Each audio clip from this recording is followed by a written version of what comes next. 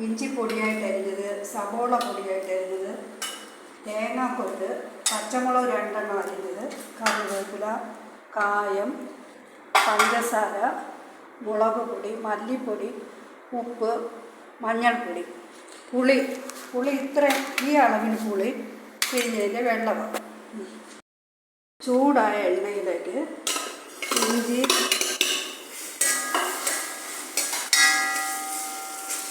സവോള, പച്ചമുളക്, തേങ്ങാക്കൊത്ത്,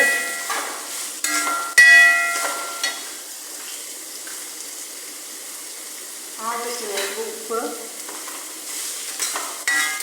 ചേർത്ത് നല്ലപോലെ ഇളക്കി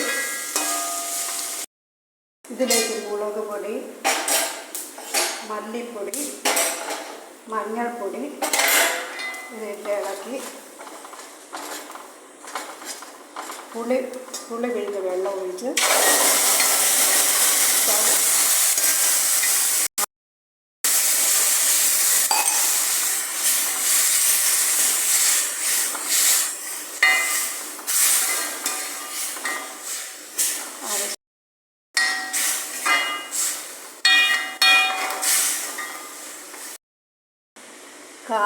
കായം ഇതിലിട്ട് ഇളക്കി പറ്റി നല്ലപോലെ പറ്റണം. നല്ലപോലെ കുറുകി കഴിയുമ്പം കറിവേപ്പിലയിട്ട് കടുകും വറ്റൽമുളകും കൂടെ വറുത്തതിട്ട് പറ്റിച്ചെടുക്കണം.